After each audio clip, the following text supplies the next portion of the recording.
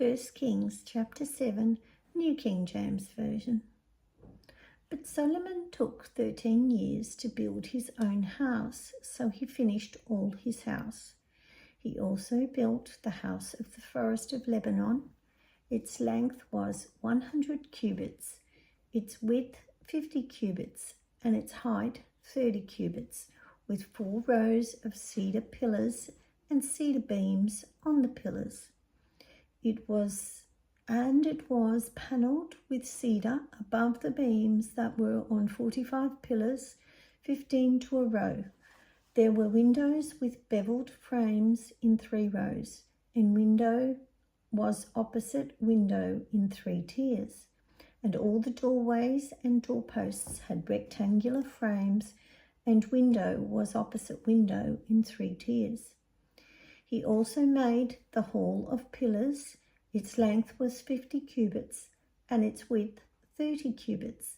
And in front of them was a portico with pillars, and a canopy was in front of them. Then he made a hall for the throne, the hall of judgment, where he might judge, and it was panelled with cedar from floor to ceiling. And the house where he dwelt had another court inside the hall, of like workmanship. Solomon also made a house like this hall for Pharaoh's daughter, whom he had taken as wife. All of these were of costly stones, cut to size, trimmed with saws inside and out, from the foundation to the eaves, and also on the outside to the great court.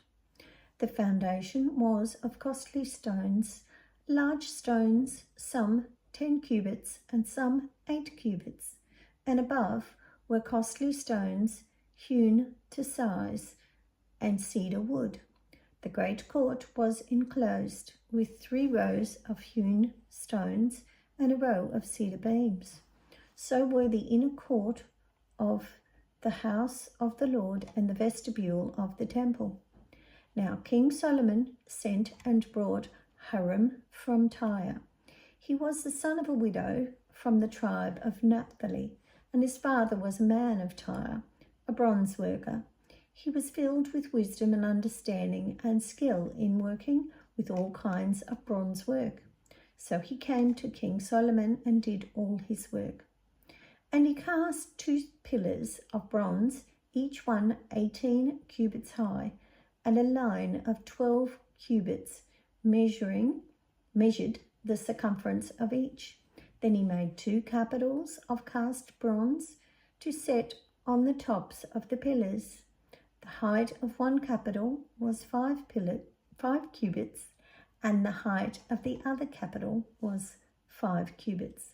He made a lattice network with wreaths of chainwork for the capitals which were on top of the pillars. 7 chains for one capital and 7 for the other capital. So he made the pillars and 2 rows of pomegranates above the network all around to cover the capitals that were on top. And thus he did for the other capital. The capitals which were on top of the pillars in the hall were in the shape of lilies, 4 cubits. The capitals on the 2 pillars also had pomegranates above, by the convex surface which was next to the network, and there were 200 such pomegranates in rows on each of the capitals all around. Then he set up the pillars by the vestibule of the temple. He set up the pillar on the right and called its name Jachin, and he set up the pillar on the left and called its name Boaz. The tops of the pillars were in the shape of lilies, so the work of the pillars were finished. And he made the sea of cast bronze, 10 cubits from one brim to the other. It was completely round.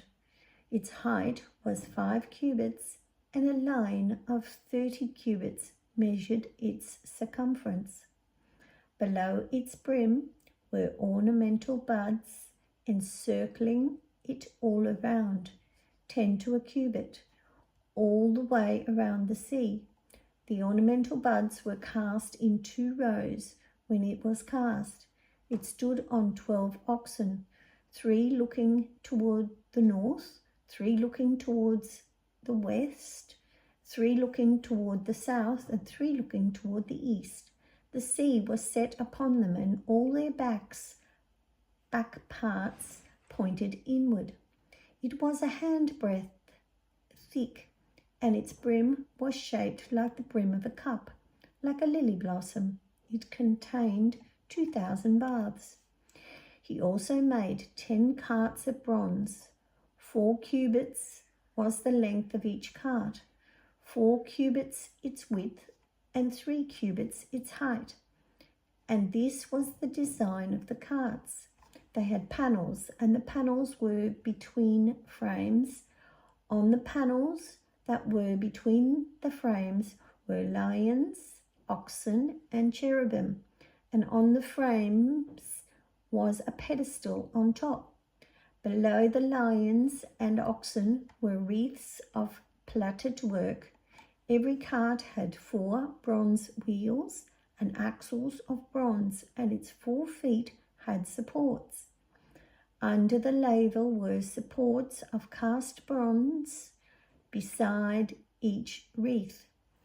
Its opening inside the crown at the top was 1 cubit in diameter, and the opening was round, shaped like a pedestal, 1.5 cubits in outside diameter, and also on the opening were engravings, but the panels were square, not round.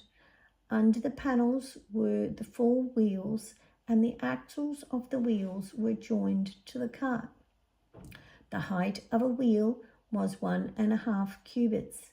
The workmanship of the wheels was like the workmanship of a chariot wheel. Their axle pins, their rims, their spokes, and their hubs were all of cast bronze. And there were 4 supports at the 4 corners of each cart. Its supports were part of the cart itself. On the top of the cart, at the height of 1/2 cubit, it was perfectly round, and on the top of the cart, its flanges and its panels were of the same casting. On the plates of its flanges and on its panels, he engraved cherubim, lions, and palm trees. Wherever there was a clear space on each, with wreaths all around. Thus he made the 10 carts. All of them were of the same mould, 1 measure and 1 shape. Then he made 10 lavers of bronze, each laver containing 40 baths, and each laver was 4 cubits. On each of the 10 carts was a laver, and he put 5 carts on the right side of the house and 5 on the left side of the house. He set the sea on the right side of the house toward the southeast. Hiram made the lavers and the shovels and the bowls. So Hiram finished all the work that he was to do for King Solomon for the house of the Lord. The 2 pillars, the 2 bowl-shaped capitals that were on top of the 2 pillars, the 2 networks covering the 2 bowl-shaped capitals which were on top of the pillars, 400 pomegranates for the 2 networks, 2 rows of pomegranates for each network to cover the 2 bowl-shaped capitals that were on top of the pillars, the 10 carts and the 10 lavers on the carts, 1 sea and 12 oxen under the sea, the pots, the shovels, and the bowls. All these articles which Hiram made for King Solomon for the house of the Lord were of burnished bronze. In the plain of Jordan, the king had them cast in clay molds between Succoth and Zaratan. And Solomon did not weigh all the articles because there were so many. The weight of the bronze was not determined. Thus Solomon had all the furnishings made for the house of the Lord.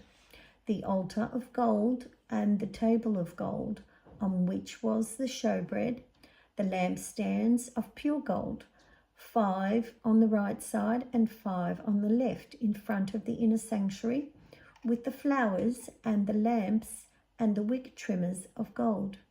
The basins, the trimmers, the bowls, the ladles, and the censers of pure gold, and the hinges of gold, both for the doors of the inner room, the most holy place, and for the doors of the main hall of the temple.